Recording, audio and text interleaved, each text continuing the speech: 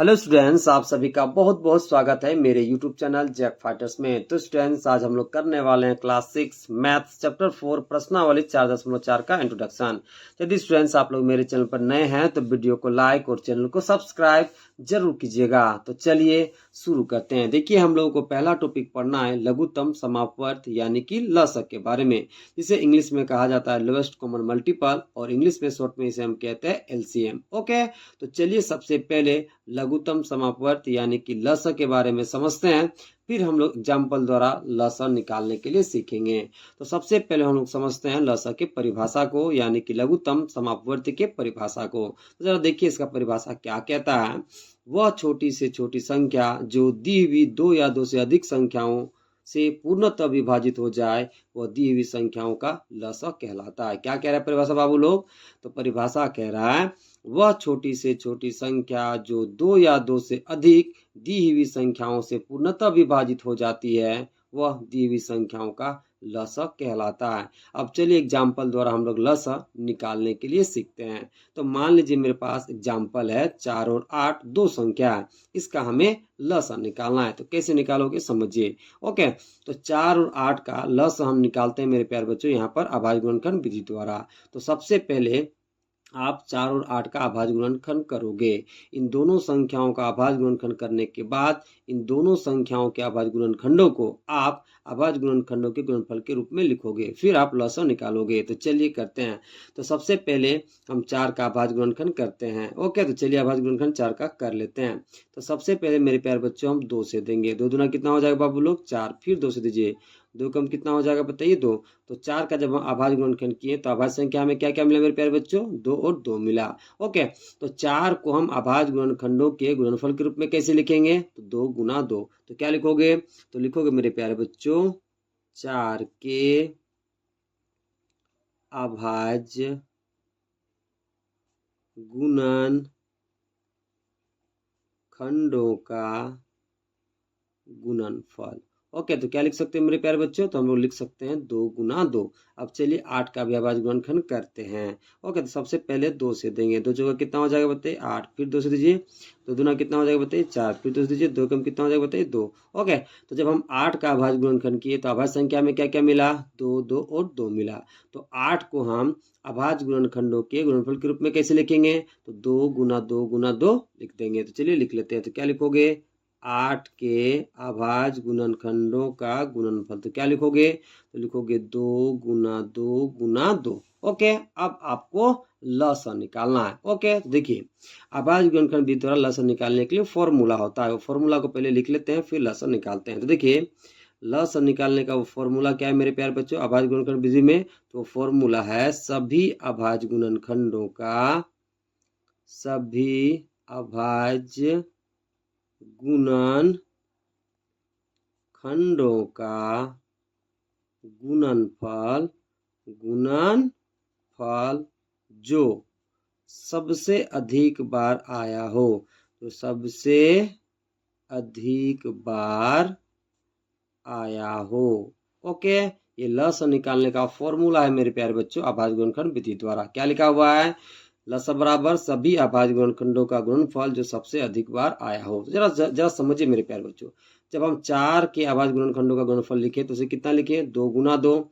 8 के अभाज्य गुणनखंडों का गुणनफल हम कितना लिखे? 2 गुना 2 गुना 2। तो देखिए यहाँ पर अभाज्य संख्या में क्या क्या दिखाई दे रहा है बताइए? केवल 2। ओके, देखिए ऊपर में 2 कितना बार आया है बताइए? 2 बार। नीचे में 2 कितना बार आया बताइए? 3 बार। ओके, तो देखिए 2 सबसे अधिक बार कितना है बताइए? तो 3 बार, क्योंकि ऊपर में 2 कितना बार है? 2 बार, और नीचे कितना है मेरे प्यारे बच्चों? तो 2 3 बार। देखिए यहाँ पर केवल एक ही अभाज्य संख्या है, केवल 2। अब हमें ये देखना है कि 2 सबसे अधिक बार कितना बार आया है। तो ऊपर में कितना बार आया बताइए? 2 बार। नीचे कितना बार मेरे प्यारे बच्चों?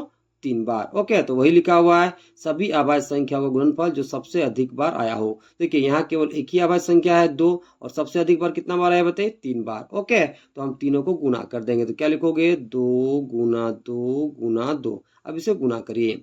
2 दूना 4, 4 दूना 8। तो लसक में कितना मिल गया मेरे प्यारे बच्चों? 8। ओके, कितना मिल गया बताइए? 8। तो देखिए 8 ही वो सबसे छोटी संख्या है मेरे प्यारे बच्चों। देखिए 8 ही वो सबसे छोटी संख्या है जो दी हुई दोनों संख्याओं 4 और 8 से पूर्णतः विभाजित हो जाएगी। इसलिए 8 4 और 8 का क्या कहलाएगा? लसा कहलाएगा। ओके, तो अभाज्य गुणनखंड विधि द्वारा लसा निकालने के लिए आप इसी फॉर्मूला का यूज करोगे और लसा निकालोगे। ओके, चलिए अब अगला टॉपिक करते हैं। अगला टॉपिक है हमारे पास गुणज विधि से लसा निकालना। तो चलिए हम लोग सीखते हैं कि कैसे हम लोग गुणज विधि से लसा निकाल पाएंगे। तो इसे भी हम लोग सीखेंगे एग्जाम्पल के द्वारा। तो मान लीजिए मेरे पास एग्जाम्पल के लिए दो संख्या है 3 एवं 4। ओके, इन दोनों का हमें लसा निकालना है गुणज विधि से। तो कैसे निकालते हैं जरा ध्यान से सुनिएगा। सबसे पहले आप क्या करोगे, 3 का गुणज लिखोगे कम से कम 10। क्या बोले, सबसे पहले आप 3 का गुणज लिखोगे कम से कम 10, फिर आप 4 का गुणज लिखोगे कम से कम 10। ओके, तो 3 का कम से कम आपको 10 गुणज लिख लेना है, फिर आपको 4 का कम से कम 10 गुणज लिखना है। अब इन दोनों का गुणज लिखने के बाद आपको ये चेक करना है मेरे प्यारे बच्चों कि 3 और 4 का उभयनिष्ठ गुणज कौन कौन सा है।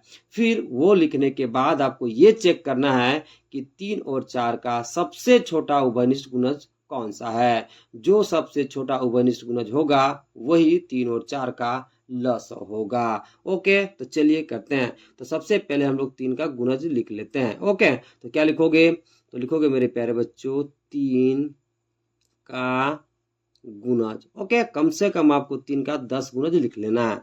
तो 3 का पहला गुणज कितना होता है मेरे प्यारे बच्चों, तो 3। दूसरा बताइए 6, फिर बताइए 9, फिर बताइए 12, फिर बताइए 15, फिर बताइए 21, फिर बताइए 24, फिर बताइए 27, फिर बताइए 30। ओके, तो कम से कम हम कितना गुणज लिख लेंगे बताइए, 10 गुणज। ओके, इधर और भी बहुत सारे गुणज हैं। ओके, अब आपको 4 का भी कम से कम 10 गुणज लिख लेना है। तो क्या लिखोगे, 4 का गुणज। तो 4 का पहला गुणज कितना मेरे प्यारे बच्चों, तो 4, फिर बताइए 8, फिर बताइए 12, फिर बताइए 16, फिर बताइए 20, फिर बताइए 24, फिर बताइए 28, फिर बताइए 32, फिर बताइए 36, फिर बताइए 40 और आगे और भी गुणज है। तो कम से कम आपको 10 गुणज दी हुई संख्याओं का लिख लेना है। अब आपको ये चेक करना है मेरे प्यारे बच्चों कि 3 और 4 के गुणज में कौन कौन सा गुणज उभयनिष्ठ है, यानी कि कॉमन है, यानी कि दोनों में मिल रहा है। तो सबसे पहले लिख लोगे 3 एवं 4 का उभयनिष्ठ गुणज। ओके, तो चलिए चेक करते हैं कि 3 और 4 के गुणज में कौन कौन से गुणज उभयनिष्ठ हैं। ओके, तो जरा समझिए। देखिए, सबसे पहला गुणज उभयनिष्ठ दिख रहा है, यानी कि कॉमन दिख रहा है मेरे प्यारे बच्चों 12। कितना दिख रहा है बताइए, 12। फिर कितना दिख रहा है मेरे प्यारे बच्चों, 24। फिर कितना दिख रहा है बताइए, 24। ओके, अभी 3 और 4 के प्रथम 10 गुणज में क्या क्या कॉमन दिख रहा है बताइए, 12। फिर क्या दिख रहा है बताइए, 24। यदि हम और आगे गुणज को लिखेंगे तो और भी उभयनिष्ठ गुणज आएगा। तो देखिए, अभी 3 और 4 के प्रथम 10 गुणज में क्या क्या उभयनिष्ठ गुणज आ रहा है बताइए, 12 आ रहा है बताइए, 24। तो इन दोनों को पहले लिख लीजिए। तो क्या लिखोगे, 12, 24। ओके, तो देखिए 3 एवं 4 के प्रथम 10 गुणज में हमें दो उभयनिष्ठ गुणज क्या क्या मिला है बताइए, 12 और 24। ओके, अब आपको ये चेक करना है मेरे प्यारे बच्चों कि 3 और 4 के, ठीक है, गुणज में सबसे छोटा उभयनिष्ठ गुणज कौन है। तो देखिए देखिए सबसे पहले उभयनिष्ठ गुणज कितना कितना है बताइए, 12 और 24। तो सबसे छोटा उभयनिष्ठ गुणज कितना है बताइए, 12। सबसे छोटा उभयनिष्ठ गुणज कितना है मेरे प्यारे बच्चों, 12। तो 12 ही मेरा क्या होगा, 3 और 4 का लसा होगा। तो क्या लिखोगे, तो लिखोगे 3 एवं 4 का सबसे छोटा उभयनिष्ठ गुणज कितना है मेरे प्यारे बच्चों, 12। तो जो भी सबसे छोटा उभयनिष्ठ गुणज होगा वही दी हुई संख्याओं का लस होगा। इसलिए लिखोगे 3 एवं 4 का लस कितना हो जाएगा मेरे प्यारे बच्चों, तो 12 हो जाएगा। ओके, चलिए अब अगला टॉपिक करते हैं। अगला टॉपिक है हमारे पास अभाज्य गुणनखंड विधि द्वारा लसा निकालना। तो चलिए हम लोग सीखते हैं कि हम लोग कैसे अभाज्य गुणनखंड विधि द्वारा लसा निकाल पाएंगे। तो इसे भी हम लोग सीखेंगे एग्जाम्पल के द्वारा। तो चलिए शुरू करते हैं। मान लीजिए मेरे पास दो संख्या है 6 और 15। ओके, इन दोनों संख्याओं का हमें लसा निकालना है अभाज्य गुणनखंड विधि द्वारा।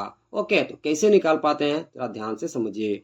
सबसे पहले आपको 6 का अभाज्य गुणनखंड करना है। जो भी अभाज्य संख्या आएगा उसे आपको अभाज्य गुणनखंडों के गुणनफल के रूप में लिख लेना है। फिर आपको 15 का अभाज्य गुणनखंड करना है। 15 का अभाज्य गुणनखंड करने पर जो भी अभाज्य संख्या मिलेगा उसे भी आपको अभाज्य गुणनखंडों के गुणनफल के रूप में लिख लेना है। फिर आपको लसन निकालना है। तो चलिए करते हैं। तो सबसे पहले हम 6 का अभाज्य गुणनखंड करेंगे। तो सबसे पहले 2 से दीजिए, 2 तिया कितना हो जाएगा मेरे प्यारे बच्चों 6। फिर 3 से दीजिए, 3 एकम कितना हो जाएगा मेरे प्यारे बच्चों तो 3। तो देखिए जब हम 6 का अभाज्य गुणनखंड किए तो हमें अभाज्य संख्या के रूप में क्या क्या मिला 2 और 3। तो 6 को हम अभाज्य गुणनखंडों के गुणनफल के रूप में कैसे लिखेंगे तो 2 गुना 3। तो चलिए लिख लेते हैं। तो क्या लिखोगे 6 के अभाज्य गुणनखंडों का गुणनफल। तो कितना लिखेंगे मेरे प्यारे बच्चों तो हम लोग लिख लेंगे 2 गुना 3। अब 15 का अभाज्य गुणनखंड कर लेते हैं। तो सबसे पहले दीजिए मेरे प्यारे बच्चों 3 से, 3 पचे कितना हो जाएगा बताइए 15। फिर दीजिए 5 से, 5 एकम कितना हो जाएगा बताइए 5। तो जब हम 15 का अभाज्य गुणनखंड किए तो अभाज्य संख्या हमें क्या क्या मिला 3 और 5। तो 15 को हम अभाज्य गुणनखंडों के गुणनफल के रूप में कैसे लिखेंगे तो 3 गुना 5। तो चलिए लिख लेते हैं। तो क्या लिखोगे 15 के अभाज्य गुणनखंडों का गुणनफल। तो कितना हो जाएगा मेरे प्यारे बच्चों तो 3 गुना 5 हो जाएगा। अब चलिए लसन निकालते हैं। ओके, तो लसन निकालने के लिए अभाज्य गुणनखंड विधि में एक फॉर्मूला होता है। वो फॉर्मूला सबसे पहले लिख लेते हैं फिर आपको बताते हैं। तो वो फॉर्मूला है मेरे प्यारे बच्चों सभी अभाज्य गुणनखंडों का गुणनफल जो सबसे अधिक बार आया हो। तो लसन निकालने का फॉर्मूला अभाज्य गुणनखंड विधि में क्या है मेरे प्यारे बच्चों तो फॉर्मूला है सभी अभाज्य गुणनखंडों का गुणनफल जो सबसे अधिक बार आया हो। जरा समझिए, देखिए 6 के अभाज्य गुणनखंडों का गुणनफल को हमने क्या लिखा है 2 गुना 3।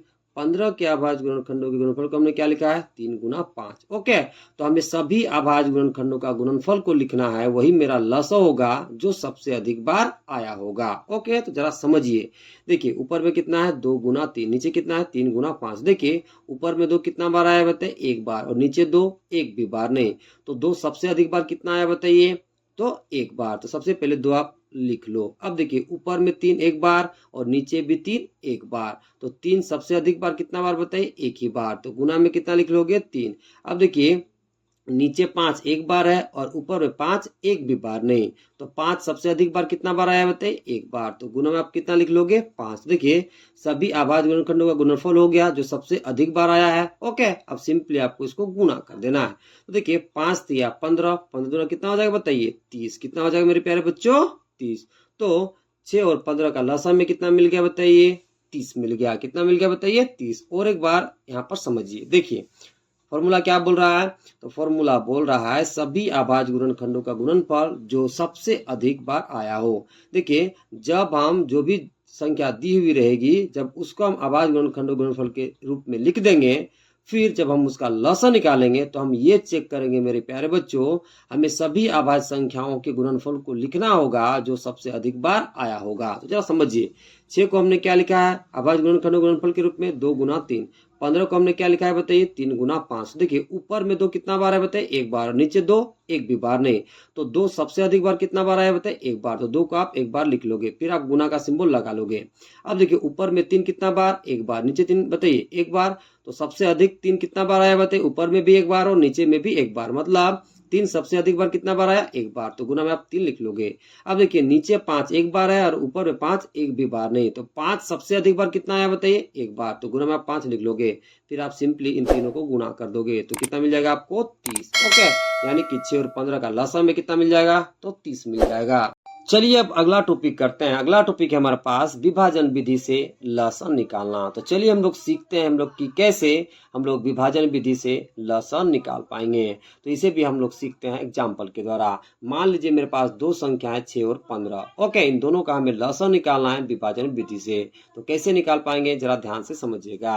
सबसे पहले आपको क्या करना है तो सबसे पहले आपको एक क्षैतिज रेखा इस प्रकार से खींच लेना है, फिर आपको एक ऊर्ध्वाधर रेखा इस प्रकार से खींच लेना है। जिन संख्याओं का आपको लसन निकालना है उन संख्याओं को आप क्षैतिज रेखा के ऊपर में लिख लोगे।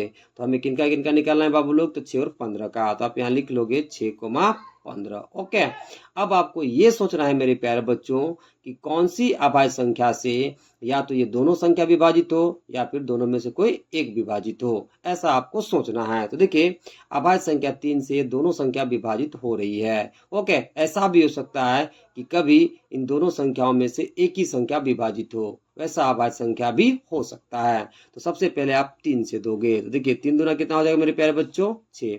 3 पचे कितना हो जाएगा बताइए, 15। ओके, और ऐसा आपको तब तक करते रहना है जब इन संख्याओं के नीचे आपको एक ना मिल जाए। ओके, अब हम 2 से देते हैं। किसे देंगे मेरे प्यारे बच्चों, 2 से। उससे पहले आप एक लाइन इस प्रकार से फिर आप खींच लोगे। ओके, अब 2 से दीजिए, 2 कम कितना हो जाएगा बताइए, 2। 2 का टेबल में 5 नहीं आता है तो 5 आप वैसे ही लिख लोगे। ओके, फिर आप एक लाइन इस प्रकार से खींच लोगे। अब आप फिर आप 5 से दे दो, देखिए यहाँ कितना हो जाएगा बताइए, 1। ओके, अब 5 का टेबल में 5 कितना बार में आता है मेरे प्यारे बच्चों, एक बार। और ऐसा प्रोसेस तब तक करते रहना है मेरे प्यारे बच्चों जब तक नीचे आपको एक ना मिल जाए। ओके, अब जब एक मिल जाए तो आपको कुछ भी नहीं करना, इधर जो आपको मिलेगा यहाँ पर इन सबको आपको गुना कर देना है। जब आप इन सबको गुना कर दोगे वही आपका दी गई संख्याओं का लसक कहलाएगा।